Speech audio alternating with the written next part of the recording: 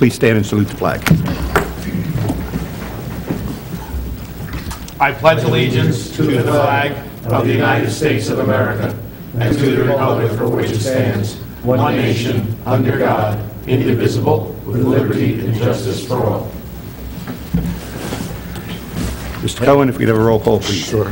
Mr. Cohen is here. Ms. Kwok. Here. Chief Hogan. Present. Mr. Eisner. Here. Chairman McNamara. Here.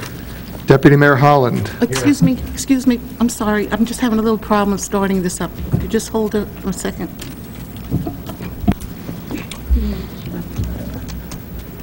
I don't know. I don't know why it's... Do you need me to start over, Eleanor?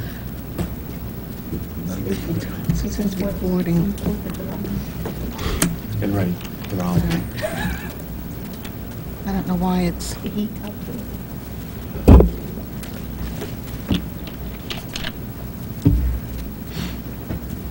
Let me start it again and see.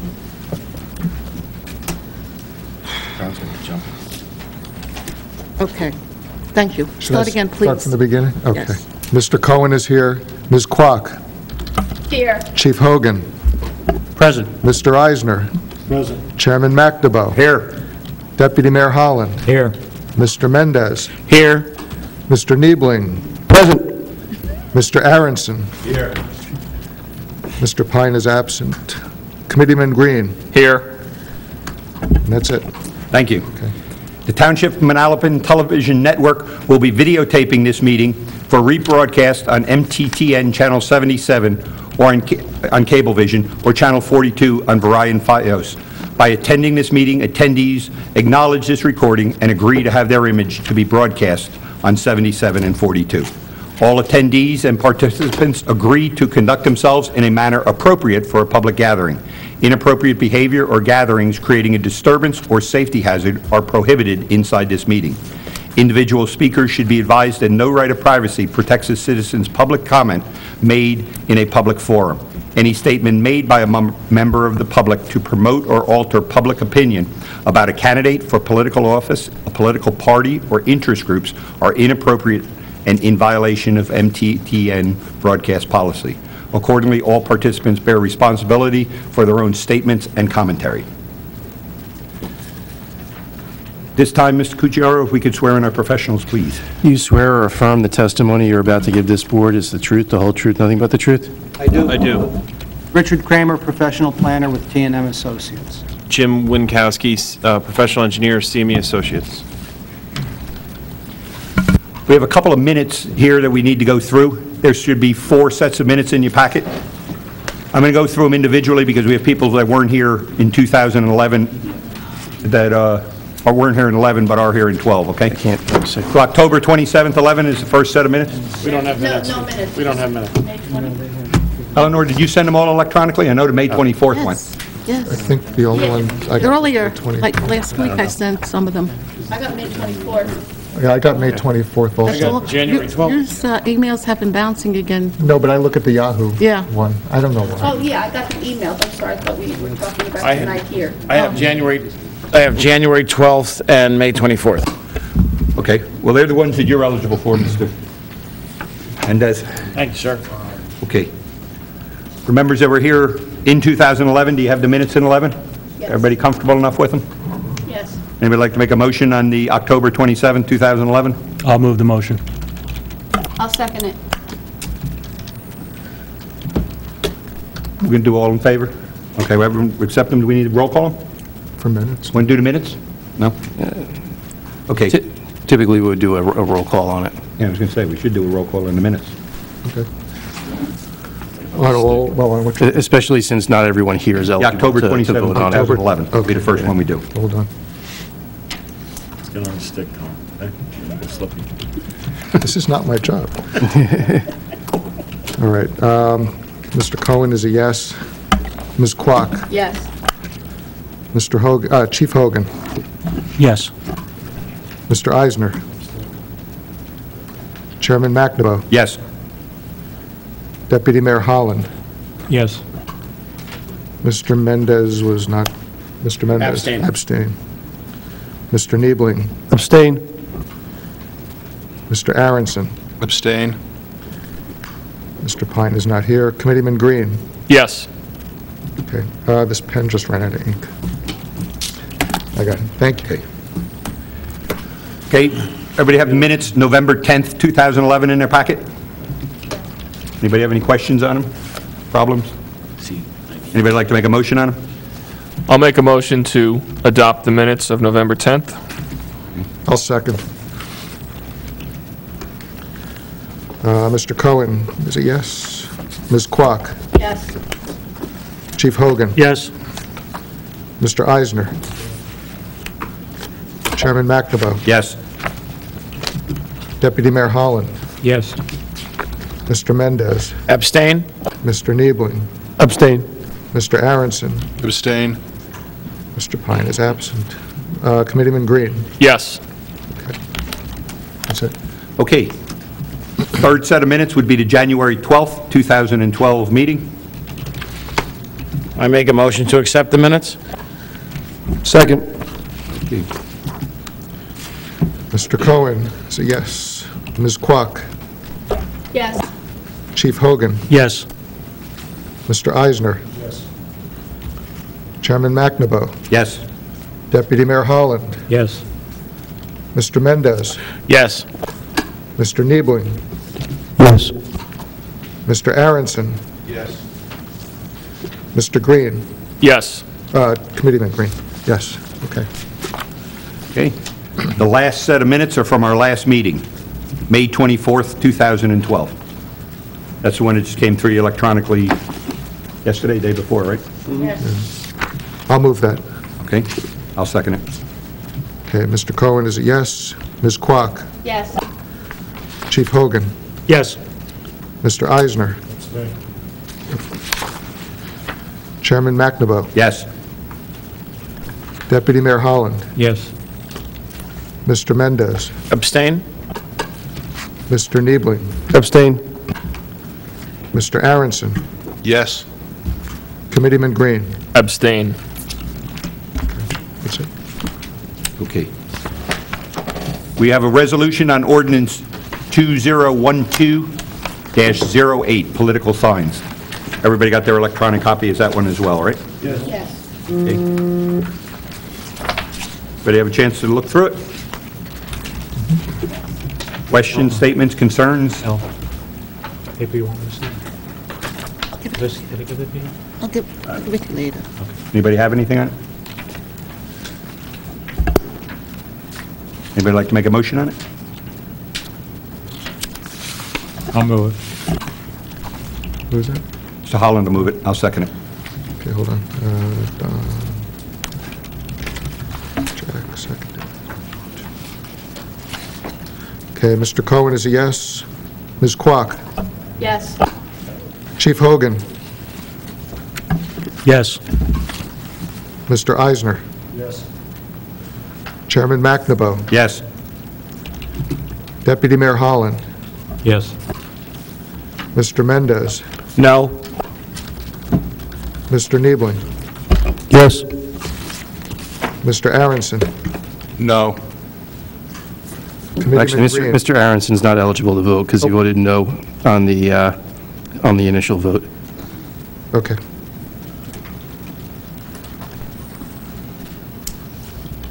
Then, And actually, Mr. Mendez is Mr. not, Mendez is also not eligible. right, yeah. Okay, I'll cross that Yeah. out. Committeeman Green. Abstain. Okay, that's it. What was that one? Ordinance 2012-11, ordinance of the Township of Manalapan, County of Monmouth, New Jersey, amending and supplementing Chapter 95, Development Regulations of the Code of Manalapan, Section 95-2.4, definitions, 95-5.5F, limited business, Smithburg, LBS, and limited business, Wilson Avenue, LBW, and amending and supplementing Section 5.3, permitted and prohibited uses, and Section 5.4, plan development and variable lot sizes, development standards, to permit planned commercial development as a use of the OP10 Office Park District. Board discussion. Mr. Chairman? Yes. I spoke to the township attorney today. This ordinance was first introduced at the township committee's last meeting. They have scheduled a public hearing on it in August. Many of these proposed changes have to do with things that we're currently reviewing in our master plan, some things that you'll be hearing from our planner tonight. The master plan hearing that we anticipate having is at the end of July, which is before the public hearing at the township committee on this ordinance. And the township attorney thought it best, and I agree with him, that we defer recommendation on this ordinance until we've completed our master plan process. Okay, very good. Everybody got that? Everybody okay with it? I have a question on the third page, flex space. And it's with regard to hazards from fire, explosion, toxic fumes, and gas. There's nothing specific with regard to that, and I guess I could say I'm assuming the township offices or departments will interpret what's toxic and what's flammable. If this does go through and a particular tenant has an operation that may or may not pose a hazard or not. So I just want to make sure, or I think the ordinance should be clear, that whether it be through our code enforcement or our construction department, that this area of the flex space ordinance is going to be interpreted by those individuals.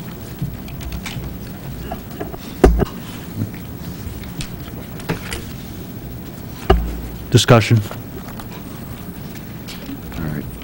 So, Chief, that was the construction office or with zoning officer, zoning code enforcement? Well, I think it would be a joint effort if it's going to go to zoning first, and then the application brought to the construction.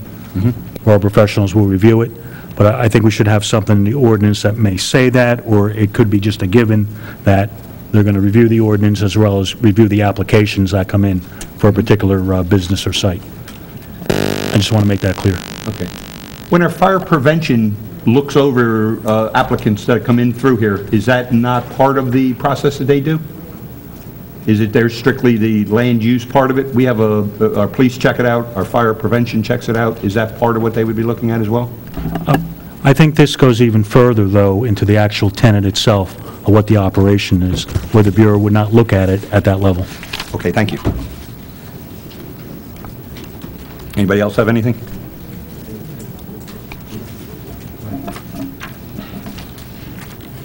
Mr. Kramer, I'm sure during the printing of all this, things came up in your mind, right? We went through a lot over the last couple trips through here.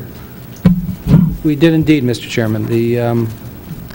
As Mr. Cucchiaro pointed out, the board meeting tonight is a continuation of a discussion that the board had on May the 24th regarding the report we submitted on on 5 specific concept plans proposing changes to the master plan. Some of those items are the subject of the ordinance which was introduced by the township governing body this week. Going forward, the purpose of tonight's meeting was for the board to determine as to those 5 specific applications, having heard what I recommended as a planner, what direction they wanted to take, if any, with making further amendments to the master plan as to those proposals. And the board also requested that I go back and look at an additional application, which was the proposal of Northwest 9 for development of retail uses in the OP10 zone at the intersection of Route 9 and Sims Drive, and which we did. We have done that. We had previously looked at that as part of the master plan hearings earlier this year, and delivered a recommendation to the board at that time with respect to what is being proposed by Northwest 9 as to this 6th application. It is not changed. It is not changed from what they had originally proposed, when this application proposal was first reviewed by the board back in January, February, it was in the context of changes to the master plan for automobile sales development agencies. And at that time, we came back and we identified the OP10 zone as a possible zone along Route 9, along with the OP3 for automobile sales development agencies. The board's conclusion of that process was that it determined it would not amend the master plan to recommend for automobile sales development agencies in any of the zones along the Route 9 corridor. Northwest 9 is not proposing automobile sales development agencies. It is requesting that the board look at this as a proposal to develop about 105,000 square feet of retail space at that location as an alternative to the present permitted uses, which would allow for office park development of 300,000 plus square feet of office space. Our recommendation back at the beginning of the year as to that proposal has not changed. We believe that the site would be appropriate for that level of development as to retail space. So we have revised our report from May 23rd. It was distributed to the board electronically to note that we continue to recommend that the board look at that site as a potential location for the development of retail use as a planned commercial development, which would require that the entirety of the zone be looked at for development as a single entity, as a plan for a single entity, and that the limit of 105,000 square feet be a requirement of that approach, so that not more than 105,000 square feet of building floor area could be constructed on the site. And it was further proposed by Northwest 9 that there would be limitations on, there could be additional limitations on the total floor area of any tenant. They did not seek big box at that location, so it would be our recommendation that there also be a limit on the total floor area of that 105,000 square feet that could be occupied by any tenant as to that type of development. Mr. Kramer, just before you go on, just for purposes of the record, Mr. Pine joined us at approximately 8:19. Lastly, Northwest 9 had proposed that restaurants be part of the use mix out there. Our recommendation is that the appropriate use mix would be for a combination of retail uses, restaurant uses, any use that is currently permitted in either the C1 zone, which is the shopping center zone where Wegmans and Target are now located, as well as any of the existing permitted uses of the OP10 zone, subject to those limitations on total floor area that I just described. As to public use, my suggestion is that in that OP10 zone already, there is an existing 300 parking spaces that are leased in an area to the township as commuter parking spaces. Our recommendation would be that in any plan for the development of that tract, that commuter parking be integrated into the overall development as part of the public uses that we're suggesting should be included in that area of the township. 300 is the count on the existing parking lot. 300 is the count on the existing, and the board has the ability to, because in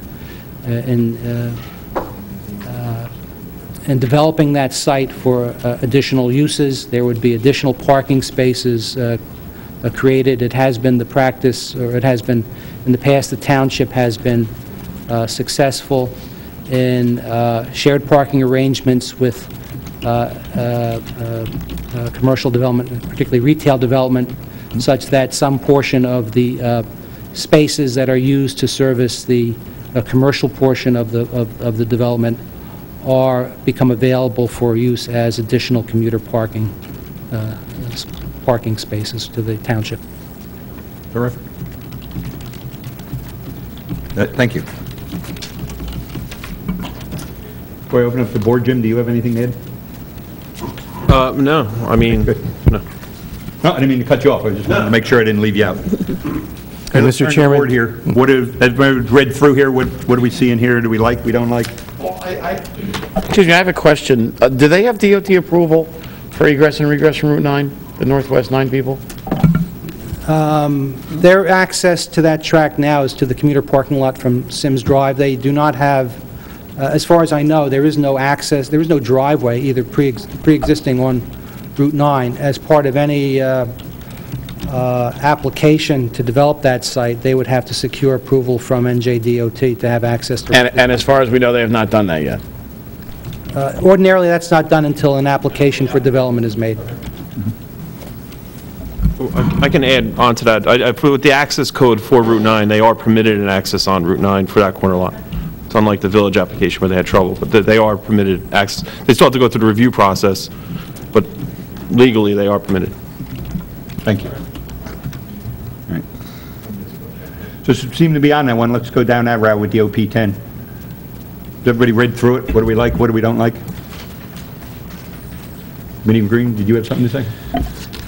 Sure. The Township Committee obviously wants to move on this zone change, and as our professionals sort of alluded to, there are a couple different reasons for that.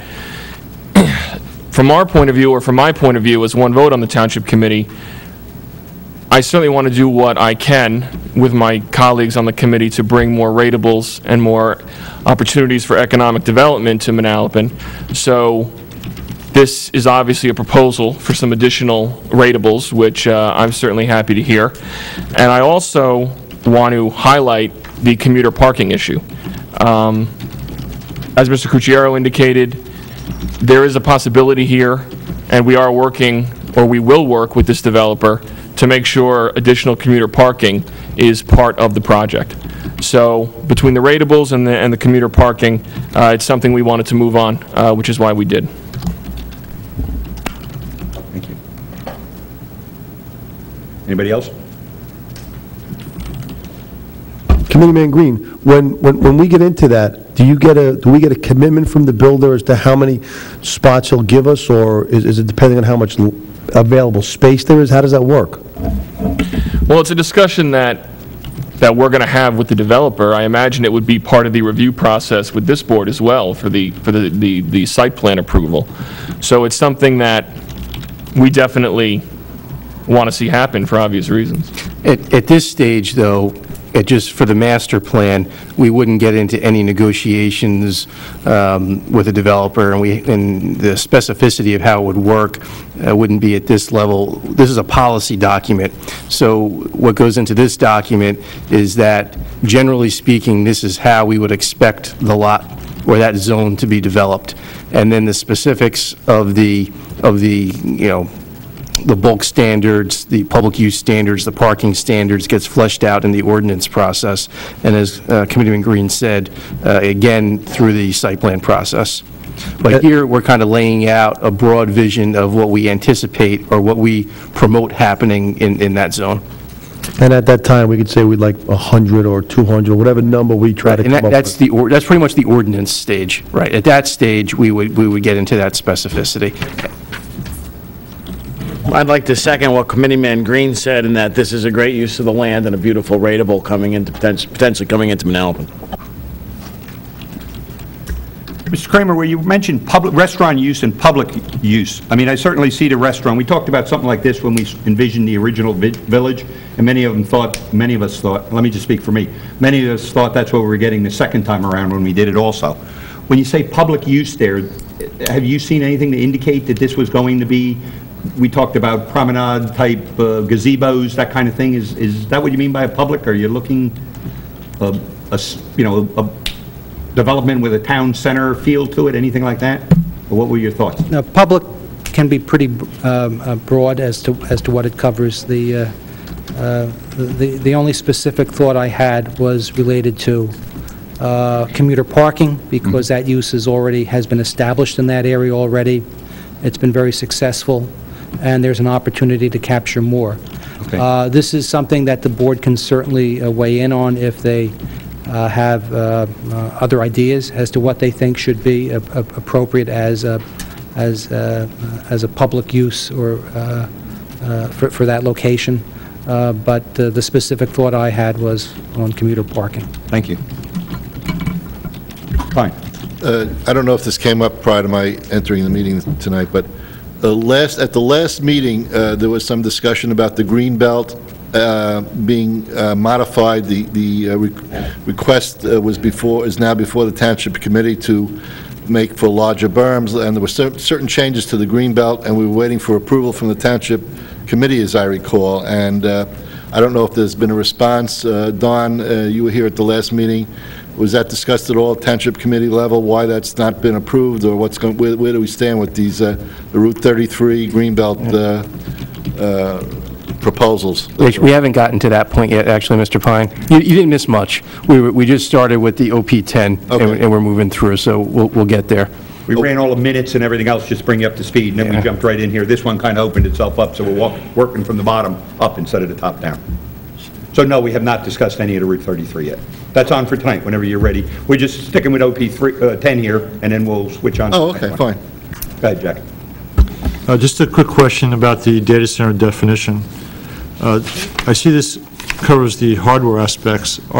Would the software aspects be covered by default, meaning consulting firms, application service providers, systems companies, IT services, and things like that?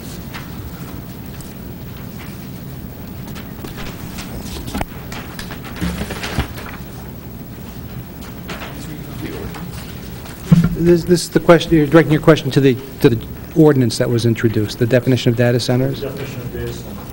Yes, that's that's the proposed definition that would go into the ordinance. The ordinance is not officially, the board would be called upon to make a comment on the ordinance. It does not have to do so at this time, and it can make recommendations as to what they, as to the appropriate definition for data center. But Mr. Eisner, just to go back, what was it you want to know if it included or not? Yeah, by looking at your definition of data center, it really addresses the hardware aspects, like server farms, communications companies, things of that nature. But there's another whole slew of technology companies that take the form of a consulting company, an application service provider, people building banking software or things of that nature. System companies that might be building systems application software. And also IT service companies, like time sharing, those type of things. Well, I think it's a fair comment or recommendation to make that it be broadened, that you could broaden this definition so that those types of activities were specified. The ordinance generally also allows for other types of office uses within the zone, and they may be covered as generically. Yeah, that'd be my question. Already, but certainly we can look at broadening the definition. Because I've seen where certain areas of the world they try to encourage a technology zone, and it usually incorporates the data center and the application aspects of the software as well. But just a suggestion and a question. Thanks. Anybody else have anything? Just to sum up OP10, I have to agree with my colleagues here. I think it's the last major chunk that we have out there, and we could do something nice with it. I always ask myself what's in the best interest of Manalapan, and what the developers' interests are. I think we can get a lot out of this property and what we need.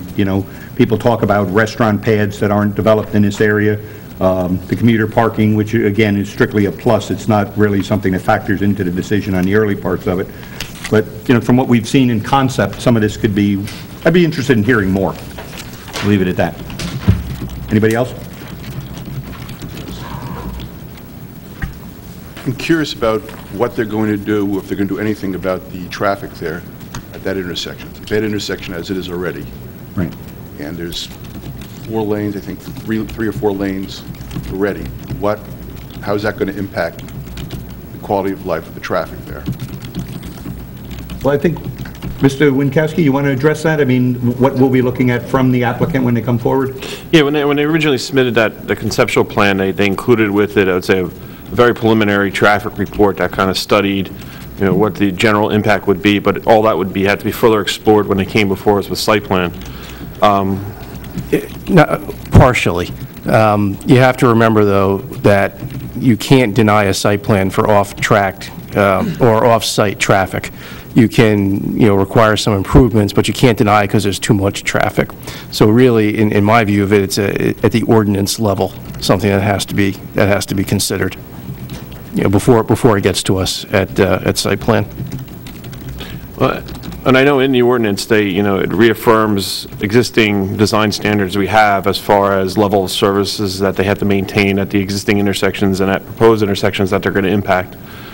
So, I mean, they did give us a feasible conceptual plan of how they're going to address traffic and how they're going to maintain acceptable levels of surface with improvements that they're going to have to make, along their frontage, including like widening of 9, retiming of the signal at 9 and Sims, and actually adding a new signal where the epicenter 9 and where the epicenter Sims and the commuter lot now exit onto Sims. So they've thought about it. They gave us a reasonable plan, but it will have to be explored when they come in for site plan. Thank you. All right, we good on OP10 for right now? Not that we can't go back to it, but then we'll move on to the next. We'll talk about the grist mill, the, was it Hochberg owned property? Everybody good with that? We'll jump out of order, but we'll start, now we're down to Route 33. So I'm looking at Mr. Kramer's report. Are we talking about number 1 then? Millhurst Development Partners? I believe. Or Millhurst Mills number 2? Or do you want to do both? Millhurst Mills Partners would be the mixed-use retail. Tough on names. Is that the one with the grist mill in it there? No. Nope. The second one is Millhurst Mills, Inc. So we're talking about number 2, guys. Number 2? T&M report. I guess I could have done it in order, but we'll go 2 and then we'll go back for 1. How's that? So we're talking about application PCD 1219, Millhurst Mills, Inc. Everybody got that? Everybody remember the property? Or remember the presentation, right? Okay. Anybody want to open it up? Concerns or something there? Mr. Kramer, do you have anything before I turn it to the board? I think at this point, it's the board's input that's needed and a determination as to whether or not they want to proceed further with a master plan amendment on any of these applications. And essentially, that's what we're doing tonight. If everyone is on board, or at least a majority are on board with the recommendations contained in Mr. Kramer's report, the next step would be that he would actually draft the amendment to the land use element, and this board would probably have a public hearing at the end of July on it. So we're just looking for the go-ahead from the board that this is the what that we should be moving in when that draft land use element is drafted. And just to be clear, this what are we calling it? This application or this zone? Okay. Yes. This zone is included in the ordinance that the Township Committee introduced last week. Yeah, I have to admit that I'm not up to exactly what the Township Committee did last week, so. Well, that's why I just think it's... answer you, yes, I know conceptually, this is the property that the Township Committee did. Yes, because, ordinance on. I mean, if you look at Mr. Kramer's report in its totality, we didn't address all of them in the ordinance. The ones that were addressed by the ordinance that we introduced were Millhurst Mills, Inc., Northwest 9, and there was a third one. Wilson Avenue. Wilson Avenue, thank you.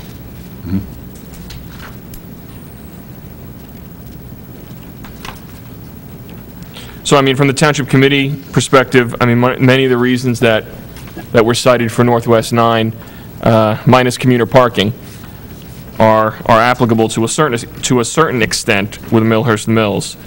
As Mr. Holland indicated at the last planning board meeting, this is one of the few mills left in the state, and we certainly, from the Township Committee perspective, are happy that we have an owner and a business person who wants to work to enhance the site and add a museum or make it a museum, add a restaurant. So we're excited about the possibilities here, which is again, the reason why we look to have some movement on this zone through the Township Committee. I don't know if the Deputy Mayor has anything he wants to add, but... No, you've covered it. Thank you, gentlemen. Mr. Chairman, I'm very, very excited about this project. I think it's going to add a lot to Manalapan's historical qualities. The one thing I'm just worried about is that Sweetman's Lane Road that runs right through the middle of it. So that's just my 2 cents. You mean as far as traffic or people crossing? Traffic, people crossing the road. Mr. Hochberg, if I remember, wanted to dismantle the hardware store area and create kind of a more historic district there. And obviously, people walking from the grist mill to the retail center would, I think that would be a little bit tough, or we'd have to figure that out. Okay. Well said. Colin, you had From something? what I from the discussions I've had, they're going to put the crosswalk up by Kinney Lane, so you have a much bigger site. You know, it'd be like 200 or 300 feet from the grist mill. Thank you. And then, Mr. Chairman, too, love the idea of, they mentioned a possible causeway we talked about leading from the restaurant, remember, along the pond? Well, Ms. Kramer, you had brought that up. Is that something that's a later, is that something that's envisioned in the early part, or is that just a pie in the sky? Well, that's something that's already in the township plan. Okay. I don't see a need to repeat it further as part of the ordinance. Certainly, when the application comes in, one thing which the board does is it reviews the application once against what the plan recommends, and if there is modification on the easterly side for the retail use at that time, it can discuss with the property owner, the applicant, their willingness to assist the township in implementing that. I did have some discussions with the applicant. That idea was of some concern to them because of their existing use of the mill out there, and it's already that area is used for vehicular circulation for trucks. So there's a safety concern that they have with inviting further public access on their property along the edge of the pond there. So that we don't see it with the mill application, but should the lumberyard be redeveloped, that would be the point that we would see it at. Correct. Thank you. Thank you. Anybody else? I just have a question on the Millhurst Mills with the grist mill. It says here that the LB zone would be educational, data centers, self-storage, and limited retail. Isn't that also at the corner of Sweetman's and Kinney? Is that the section we're talking about for like the self-storage, the educational? If we remember correctly? Data centers were recommended as a use in a number of different locations when the My board concern is adopted more the the master plan storage. amendment. For storage? Yeah, so it says here self-storage use. It's On flex space. no. It's in your report, page 2. Item 2, second paragraph. Also proposed as uses.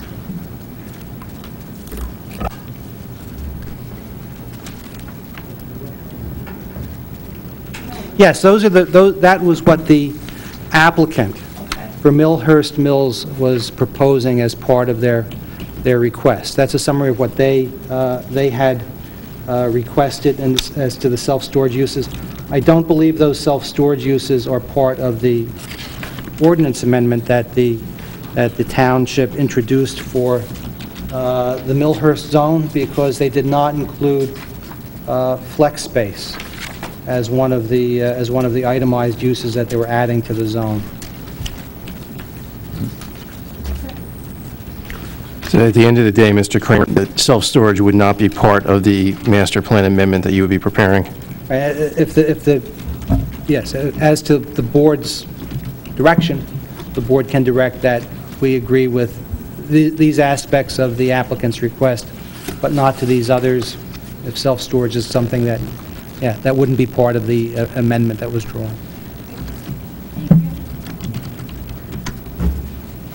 And with that, the extended sewer zone would then include that whole LP, all three corners that we just talked about, at the grist mill, the lumberyard area, and that one that Ms. Kwok just brought up, the undeveloped corner. Right. The board would be recommending that the sewer service area of the township be expanded to include the LBM zone and its amended area that would pick up the grist mill.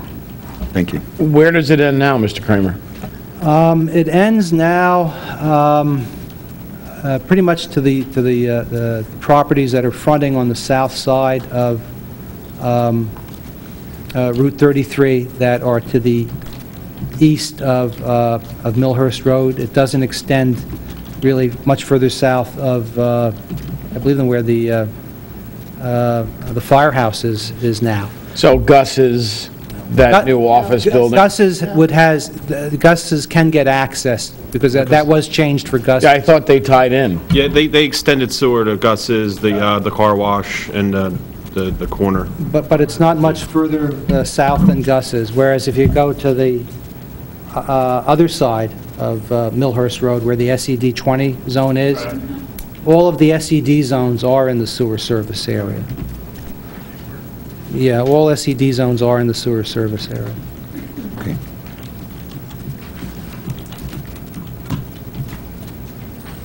Who else has anything? Well, Mr. Chairman, do you foresee us having a discussion about whether or not we want to add what else they requested? I think it's kind of an open setup here. If you'd like to give us your opinion on what's good and what's bad, I think that's what we just went through a bunch of. Yeah, because I honestly don't have a rationale for why certain things were left out of the Township Committee ordinance.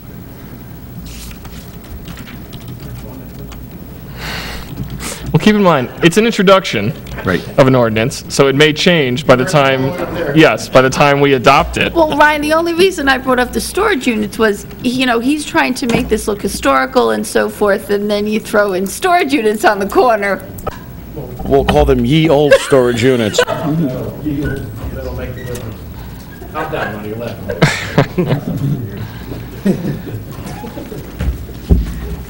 Well, I'm not too particular about this, to be honest with you. I mean, I'd put them all in. I mean, it doesn't mean they're all going to be there.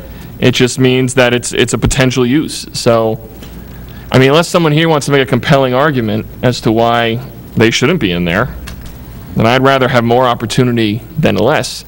And I imagine if someone wanted to put in a storage unit, they'd have to have a site plan, in which case, certainly, I mean, certainly, wouldn't we have the option of saying no if we felt like it wasn't the spirit of the historic zone? If they complied with all of the requirements of the ordinance, no, you couldn't say no. But when you're drafting the ordinance, you have that in mind as to what you want it to look like. So you can create all the standards to make sure that if there is a self-storage facility out there, it would be similar, or to the historic structures that are out there. And bear in mind also, even if it's put in to the proposed amendment during the public hearing process, you could take it out also. It's not, something that's set in stone. I mean, frankly, none of these uses seem especially historic. I mean, there's data centers, there's... Ye old data centers. I mean, frankly, the mill itself is what's historic, so... Correct. I'm not really that committed to trying to make everything look historic. I'd just rather have there be more opportunity there for things than less. So I'm in favor of adding all those things in there. Okay. Anybody else have an opinion that counters that, or is the same as, or more is better than less, or? Now it's time to speak up, gentlemen. Yeah, well, you can put in architectural controls so that the design of the buildings, whatever the use of the building is, at least will have some historic significance or look to it. So that's always a possibility. You could use the building for whatever you want, but if you have a facade that looks historic, you may achieve the same results. I mean, in the 1880s, they had to store stuff, too. They had carriage houses Mr. and so Hochberg forth. did say that was his goal, was to make that whole area look, color and identity exactly. What I'm saying is, in the ordinance, you can put in architectural controls. Am I right on that, Rich? Yes, and you already have specific architectural controls for landmark areas. So you could You could say that everything has to follow those standards. But even that, again, I think that specificity also goes to the ordinance. In broad strokes, we could talk about harmonizing new uses with the historic uses in the master plan, but when it gets to the nitty-gritty of how that's going to be done, I think that gets done at the ordinance. Okay. Want it to be. Yes, but that's it. You make a broad policy statement in the master plan. All right. So do you feel there's enough direction from the board to draft something for the master plan amendment hearing on this particular zone?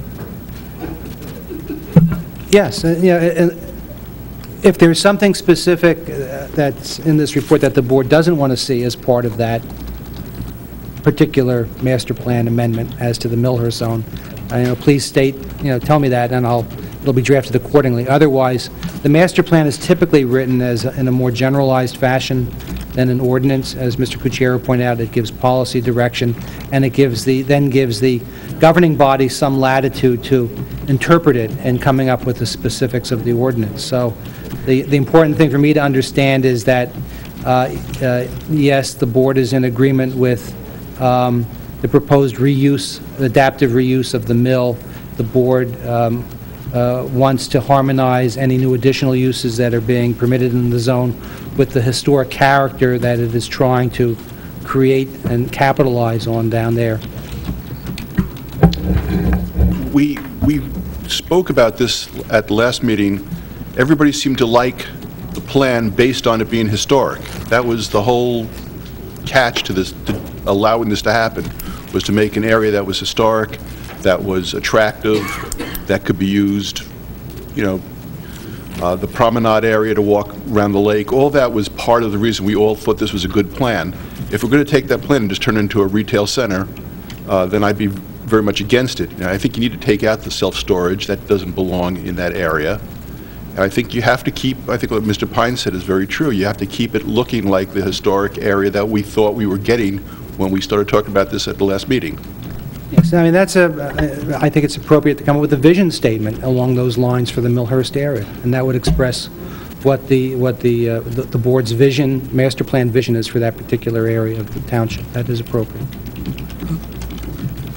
Rick, I'm not positive, but I believe Mr. Hochberg is going to do all the development in this area. I think he owns all of it.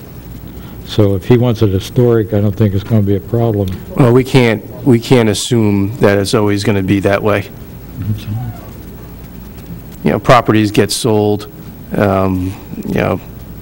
things happen. It's not a who owns it process. It's more just how does the town want it to be developed. But I think Mr. Kramer has processed everyone's point of view, and I think, Mr. Kramer, you're probably able to come up with something in the master plan that will speak to many of the points of view. Yes. And then we can flesh it out at the public hearing process. Everybody got that? We're not doing site plan where it's nitty-gritty. We're trying to look at the big picture here.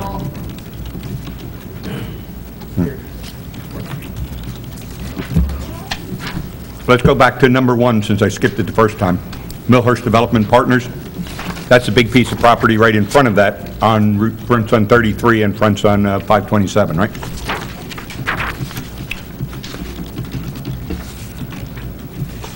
Yeah, Mr. Chairman, I'm not a fan of the residential aspect of that, Yeah, not at all. either. Right, that's what they came in and presented to us that night. Yeah, the luxury apartment. I do remember the luxury apartment. And if I'm not mistaken, there is no residential development in SED 20 zones anyway, isn't that correct? It's not presently permitted. That's correct. Right. I was going to say, does anybody see a reason that we would change that policy so that's pretty much done at that point then, right? Okay. I don't think we need any further discussion, seeing all no's. I thought John had some extra stuff. So do they?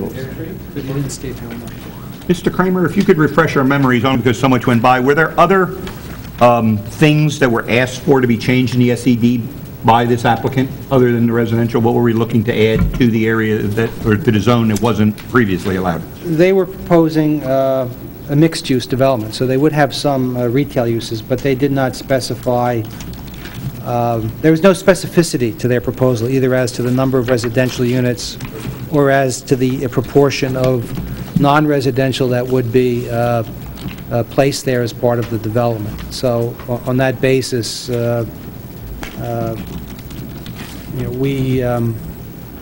we concluded that at this time there was no need to go further with changes to that location. Okay. Am I correct in saying that restaurants are not presently allowed in the SED 20 zone? We had a definition of restaurants. Remember we went down that road? Yes, and we had that discussion, and I don't recollect what the answer is. I can't recollect. Okay. Thanks anyways. We went through a lot that night. It was tough to keep it all sorted out.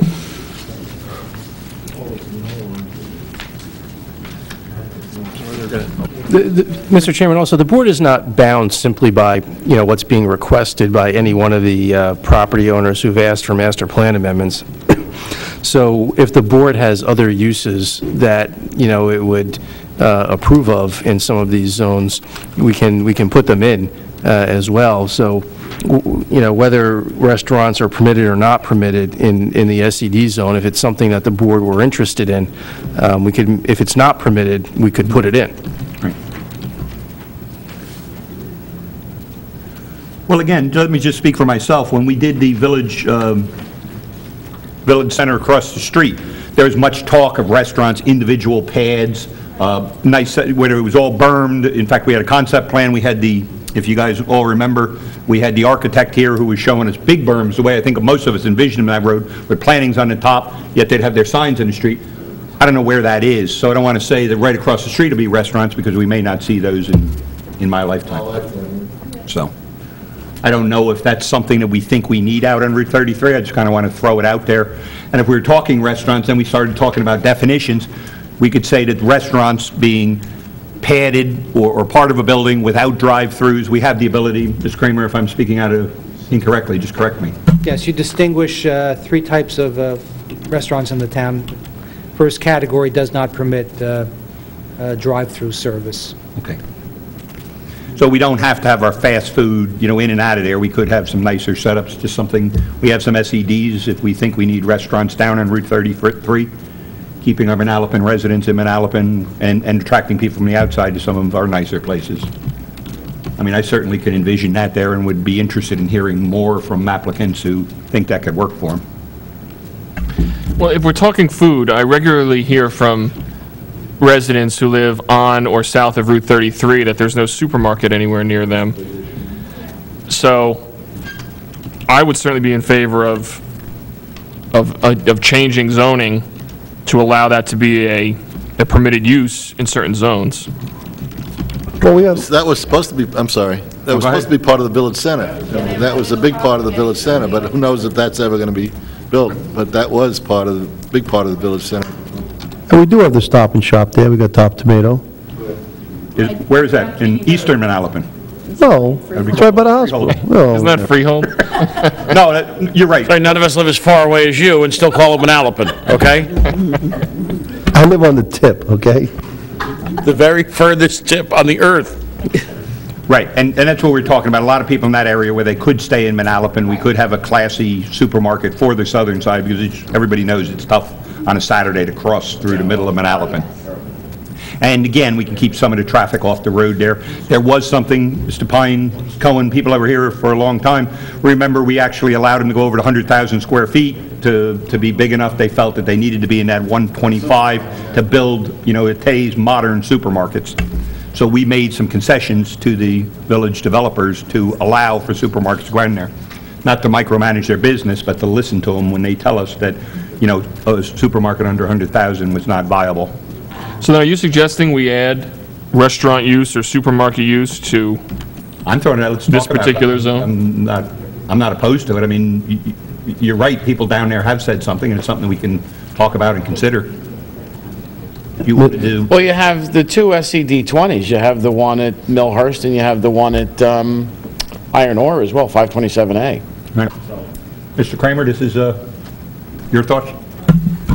The board has, certainly, the board has the ability to recommend that as part of the SED uses, SED-20 and SED-20W. Bear in mind that originally when those zones were set up, what the township had envisioned, these are very large tracts of land with frontage on the highway, and the concern of the township was that it did not want to see those large tracts fragmented piecemeal into smaller parcels, gobbling up all the frontage.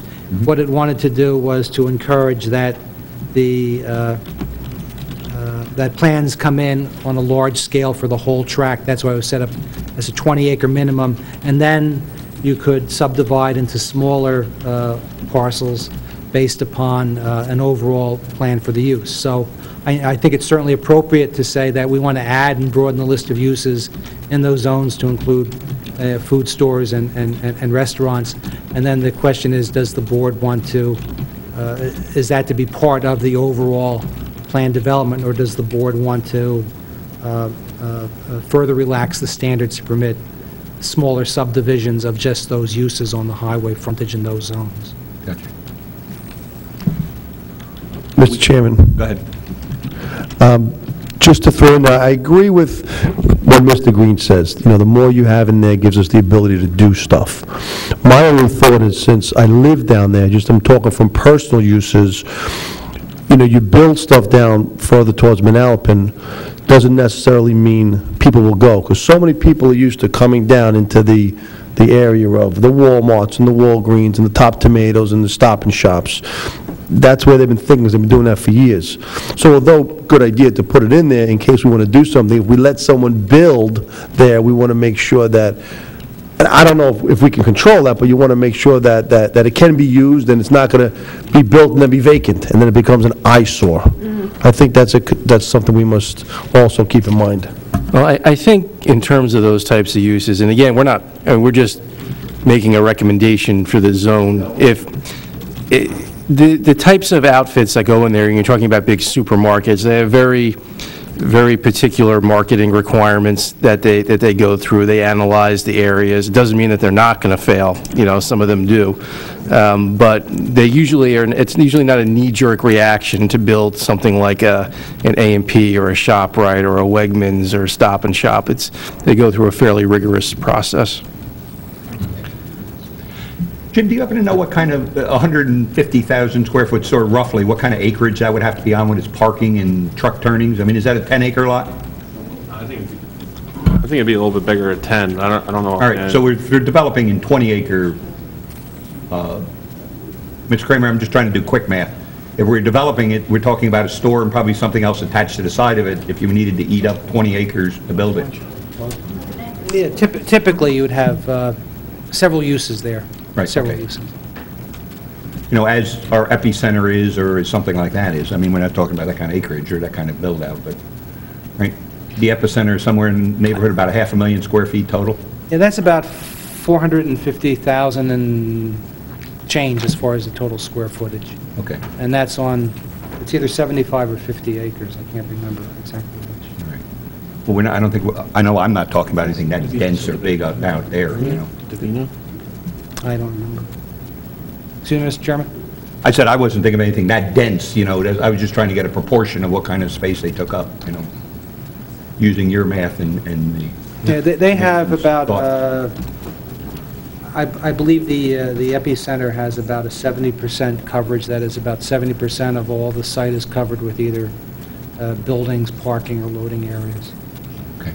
And the village center is about 120 or 140 acres, and it was capped off at, I think, about 500,000 square feet, so it's much less intense. Right. It would be much less intensive build-out than the epicenter. Mm-hmm. Right. Well, I certainly envision much less impact here. Go ahead, Mr. Pine. Yeah, I was just going to say, I think the need for supermarket, I think should be included, I agree. But, the big saving grace in all this is the Greenbelt concept that's going to apply to all this, so it's not going to look like Route 9. Right. And I think that's going to be the key to the whole, corridor. If we can get this Greenbelt thing, if the Township Committee will go ahead and approve those changes to the Greenbelt so to make it better. You're not familiar with it, but it's out there, and... Yes, we are familiar with them. All right, so I think you ought to act on it, and we can have a good Greenbelt there. It will certainly help the aesthetics, so we don't land up with another Route 9 on the 33 corridor. But I'm in favor of allowing supermarkets somewhere on the 33. Kramer, is that something you could look at, see if it fits into the, I'm not going to pin you down tonight, don't answer because I don't want you to... We can look at it and come back with, and address it as part of this, sure. Okay.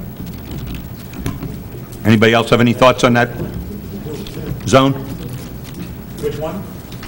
We're still on the Millhurst Development Partners, number 1.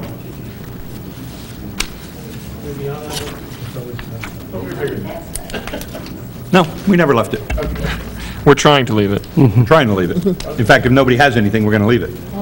The only suggestion I made at the last meeting was that if we can incorporate some of the historical aspects, since it borders on the grist mill area, incorporate some of the historical aspect that we're applying to that particular area of the grist mill onto this area, so that we have some continuity between the two areas and create a real nice historic zone vis-a-vis vision statements or architectural designs, or in some manner to control that. All right, everybody's good on the 1? We covered 2 already? 3 should be a quick one, right? That was a Pear Tree Plaza. Everybody remember where that was? Yep. Okay. That, Mr. Kramer, if I'm not mistaken, that came from within, right? A lot of that, our zoning officers were addressing people going in there all the time, or the zoning board. Do you have any background in that? On the flex space? Inside of there, yeah. That was the... Yeah, I believe that they had, as to Pear Tree, they had used portions of it for storage already in a flex space type way, and they were seeking to have it legitimized because there was a burn-down situation and a reconstruction. Right. So that they had sought to have that added, and the ordinance that the township introduced does address this request and adds flex space to the C3 zones along Route 33. Okay. Well, again, I don't want to jump ahead of everyone, but I just want to say that I make it a point to visit every one of these properties that we ever have on here. This is one of our cleaner, neater neighbors. I don't know if you've gone through there, but for a commercial operation, plumbers, electricians, outside storage that has to be done, dumpsters and the like, so I got to tell you, this is a neat, clean operation that the guy runs down there. I was there too, Mr. I'm not advertising Yeah, for it. very nice. I was there too, Mr. Chairman. Okay. Anybody have anything on that they'd like to add? No? So we're good there, right? Village Center Associates, that was our PCD 1221, number 4. This is our adjacent to Englishtown, the new Walgreens that's, I think is still under construction. It appears to have stopped, but... My only problem with this, Mr. Chair, was the parking issues over there. There's definitely parking issues over there. Mr. Kramer, I seem to keep putting you on the hot seat tonight. Is there parking, Englishtown's parking ordinance tremendously different than ours? I don't know the answer to that. You don't know the answer. The only reason I say it is I have to agree, well, I just do this to put you on the spot. It is a tight parking zone, and I wonder what we put in there, a lot of that is overflowing already, and I didn't know if we would go through there. Is that something you could just have by the next time? I will investigate that and report back to the board. Okay, and I promise to leave you alone for the rest of the night. Mr. Chairman, I feel like the challenge with this space is that the township clearly had an intent with the limited business. Mm-hmm. The problem is, most of the site is Englishtown, and they have its own commercial. It's a general commercial retail zone. They didn't seem to go into that with a limited business feel. So, I mean, I just don't know how much time or effort we want to put into it because, I mean, so little of the site is ours. Right. We've really lost the aesthetic control of the site anyway, because most of the site is not ours. So, yeah, again, I just, to try to keep limiting it, I just don't know what purpose that's going to serve. I mean, if there are parking concerns, isn't that more of a site plan issue? I mean, if they come to us with some sort of proposed use? It's dual. In the first instance, it's a governing body issue where you'll have to figure out what the parking requirements should be. And then when they come to our board, if they don't satisfy them, then, we have to take a look and see whether they merit the variance relief. I mean, if the Township Committee does what it can to mitigate the parking, again, I'm not too particular about what's there. I think the chance to make it a truly limited business zone has passed, and that's because of Englishtown. The only thing I'd be concerned with is we went to a full retailers, we'd be bringing it right up to our residential neighbors there too. Because there is a short distance there. So are you proposing that we go to more of a retail, are you thinking retail too, or are you thinking leave it where it is, then why mess with, I didn't follow you exactly. No, I just don't know how much would even more would fit there. Okay. So, I mean, we could say retail, we could not say retail. I mean, I guess whatever the board recommends is fine, but just practically speaking, I don't think much more is going in there, no matter what we say. Anybody else have anything? Okay, we move on from there. So that was Village Center Associates. We're on to number 5. The other SED 20W zone. This is the, I would say, shaped like New Jersey type thing. Got a belt in the middle, right at 527A and 33. That would be across from the Plumbers Hall. This is also the entry to Manalapan, for those that don't know it, as you come in from the west side on 33. What are your thoughts? Who haven't we heard from? You heard from me already. Go ahead. They proposed some residential, and I don't think it's appropriate there. Well, before Mr. Pine expands on why he thinks there should be no residential, what I wanted to sort of float as an idea, which I'll probably also share with the Township Committee, I think it might be worth considering this parcel for residential as it applies to our fair share housing plan and our affordable housing obligations, just in the sense that for those who are not familiar, our fair share housing plan identifies land throughout Manalapan that could be a potential location to build affordable housing. One site that's been identified for a number of years is unofficially referred to as the Panhandle site. And I can't recall the name of the street that it borders. No, it's over by Four Seasons. Cananero? Is it Cananero Drive? Thank you. Yeah, there's a parcel of land off of Cananero Drive near Four Seasons on Route 33, known as the Panhandle site, that we've identified for affordable housing. And I'd like to consider at some point taking the Panhandle out of our affordable housing plan and perhaps considering this property instead as a replacement. So I realize, I mean, that's a whole process, and I did acknowledge I did see in Mr. Kramer's report that we adopted the current master plan housing plan element and the fair share housing plan in 2010, and that we are certified by COA. So it doesn't seem like right now there'd be no rush to do this. But it has been a while since the Township Committee really looked at what land we've identified for possible affordable housing developments. And I have a preference to take the Panhandle out based on resident concerns and based on the fact that we already have a fairly high concentration of affordable housing near the Panhandle site. So if we could get the Panhandle site out and something else in, I thought this might be a possibility.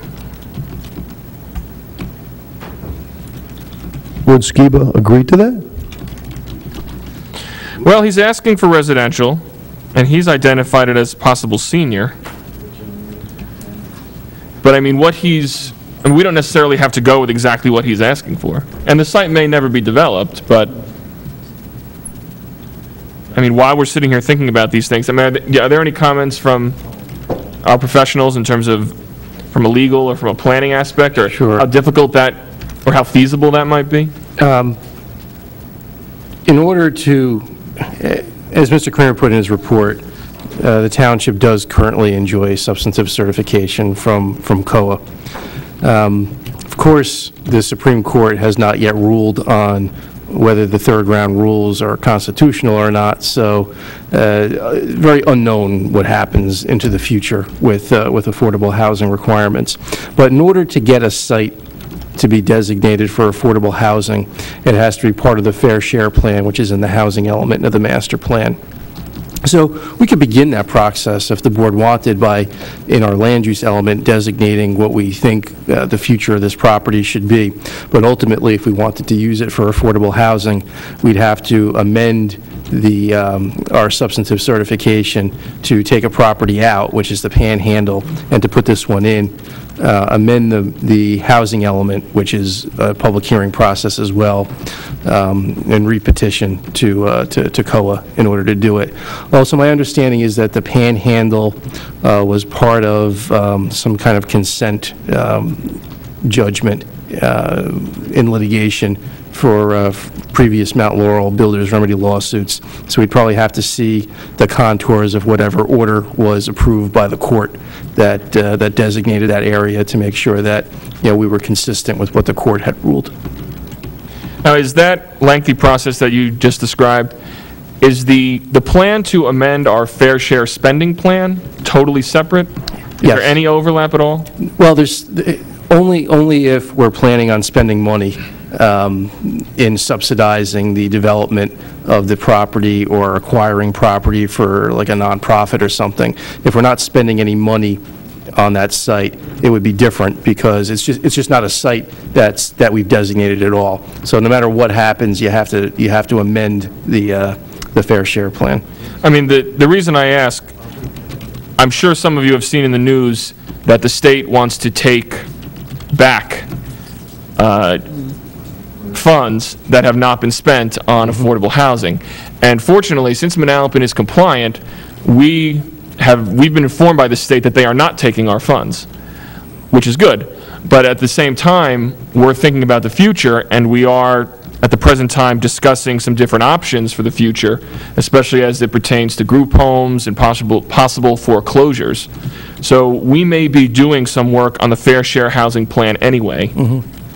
And this might be an opportunity to, if we're doing one, we might as well consider looking at the other as well, which is why I raised it tonight. It sort of coincides nicely with the overall review of the master plan that we're considering.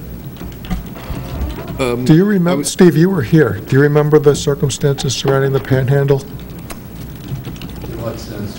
How it came to... Oh, yeah, but no, I don't know how it came about. It had been talked about during the entire process of going through the town center issue, the village center, because it was adjacent to it. Did K-Hov give us that property? What's that? Did Hovnanian give us that property? Well, I think what happened was that Hovnanian sued the town, amongst other developers. I think that the D.R. Horton site was part of that, and there's a whole zone that we have that we kind of refer to as the consent district, and those developers had sued the town for failing, they claim, to satisfy its affordable housing obligations, and the settlement of that litigation resulted in the reservation of that area for future affordable housing purposes. Yeah, that's correct. The Panhandle was originally part of that litigation, and there was housing that was proposed upon that site by the original developers, the villages. There were 3,000 units. That development was scaled back significantly by Hovnanian. The township approved that reduced development. The Panhandle at that point had no housing on it, but it was part of the consent district. And eventually, Hovnanian agreed to dedicate that Panhandle piece to the township.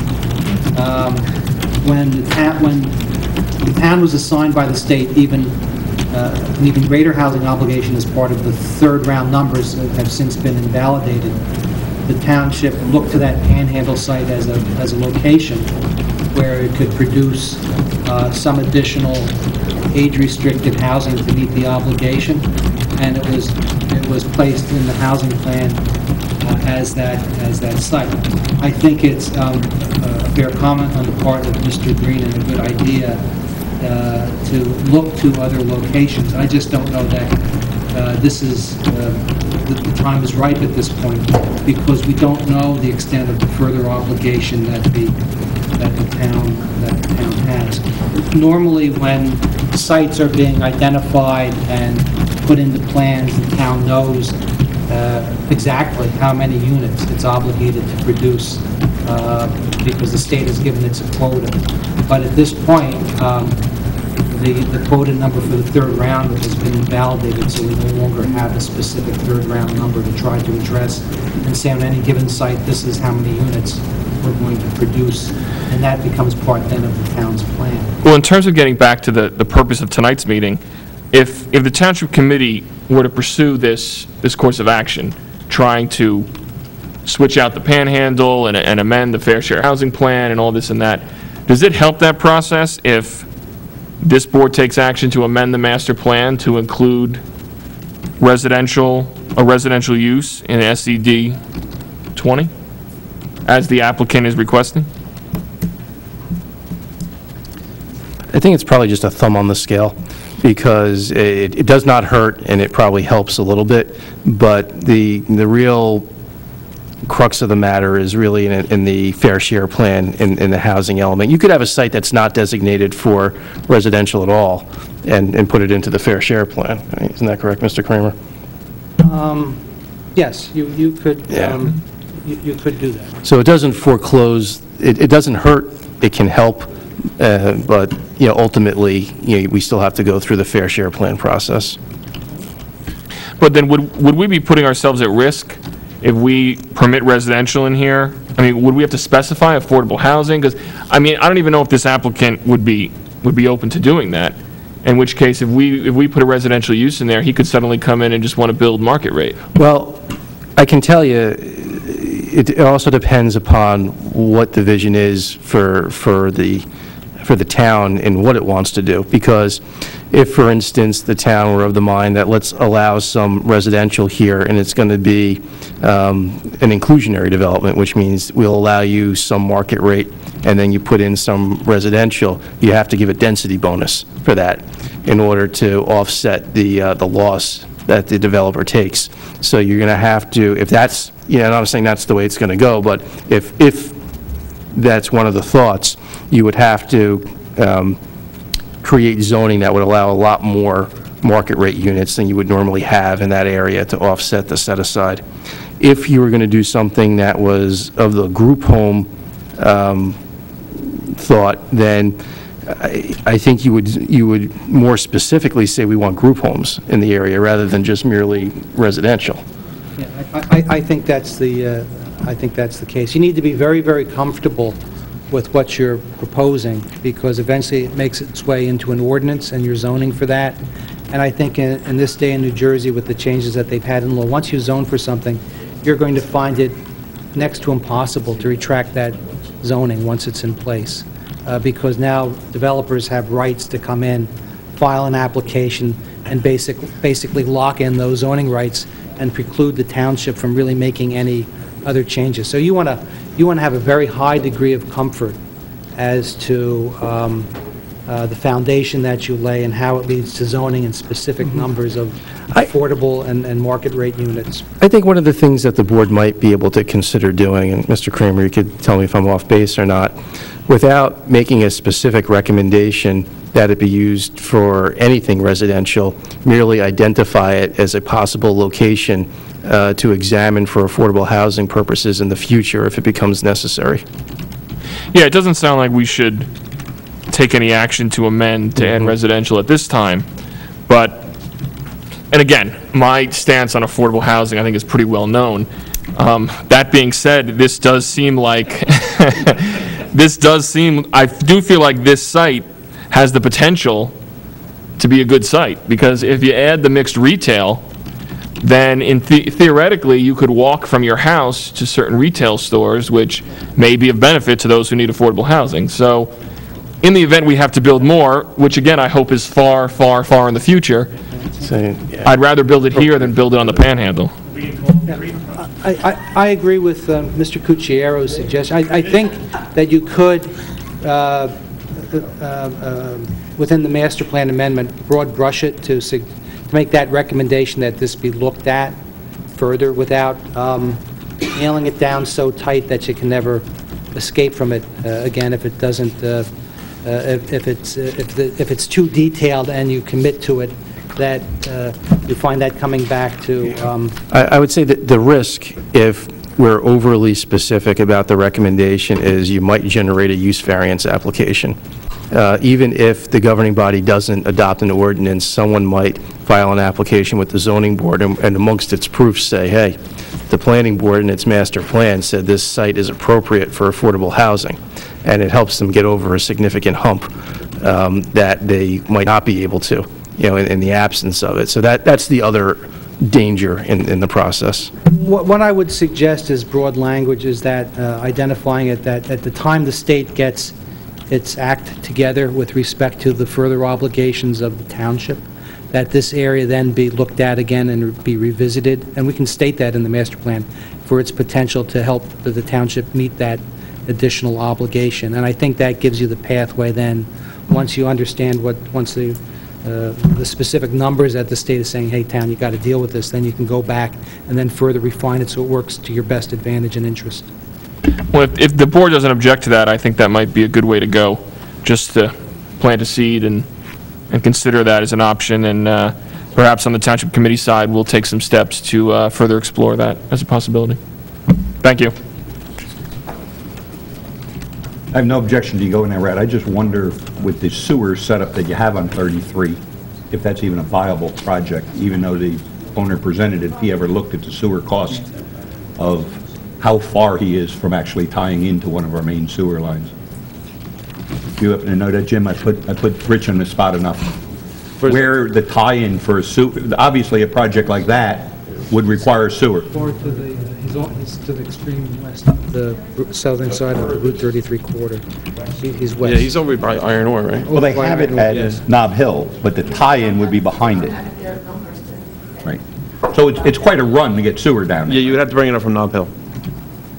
Nob Hill would be the closest. And Yes. is Nob Hill at the highway or Nob Hill? Right now, up on 33, sewer is being brought up by Wawa to Woodward, but there's Right. also sewer at Nob Hill. So you would have to extend from Nob Hill, because you're not going to extend it from Woodward, because it's Skiba's beyond Nob Hill.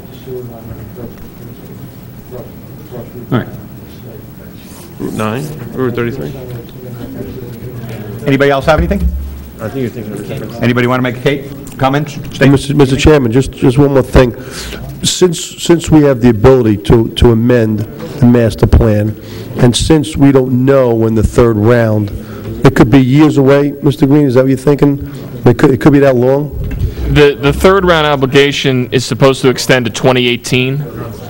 So I would guess, perhaps, the state Supreme Court will act before 2018, but it's hard to predict. They haven't even scheduled the oral argument yet for the case, and then... So is it something, I'm just saying, is it something we need to put in now that maybe someone could find a way around, and we can get hurt with it, or do we wait until we know what the third round will bring and when it will come and how many units are going to have to come in, then we can look at the master plan? Well, I think that's what Mr. Kramer is proposing, that we designate this as an area for further review, but that we wait, for any firm decision-making until we have a greater detail of what the requirements are. So this way no one can come in out back door and maybe try to... Well done. Ready? This time I'd like to open to the public. Any members wishing to come forward and address this board? Well, we can't, not on this. Really? Because I knew that before I said it, huh? what we're doing here is we're forming the document that's going to be the public hearing. Fine. So everything that's in here is going to be open to the public, but once Mr. Kramer actually prepares the land use amendment, Okay. we'll have our public hearing. I can wait till the end, and then they can talk on the subject as long as it is in this, right? Yes. I'll open the public at the end. All right, so let's do our berms, and then I'll do the public. Mr. Pine, why don't you start us on berms? I basically said what I had to say earlier. I think we've made some changes to the approach, and I believe they're in the hands of the Township Committee at the moment, and, I guess they should be acted upon. Well, at this point, it's probably safe to say the Township Committee will act on that when we finish this amendment process. I mean, we'll probably do them all at once. I mean, I realized we obviously moved on a few items already, but I don't think we've actually passed any ordinances regarding what was done a few months ago. I know we amended the master plan earlier in the year for some uses on Route 33, so from our point of view, I think it'd be easiest to just do it all at one point. So I would imagine if we finish this process by the end of July or into August, the Township Committee could consider it in the fall. I agree. Everybody read that we also have the suggestion on our car dealership. I think that was pretty cut and dry last time, right? Unless somebody has something to say about that. Okay. Okay. You want to go to the public and do it, or you want to do it now? Good. It's cut and dry. Yeah. I have an item of old business to share with the planning board. Regarding the Wood Avenue project and our LSRP, who is doing a review of the plan to leave contaminated soils on the site and fence them in versus remove them.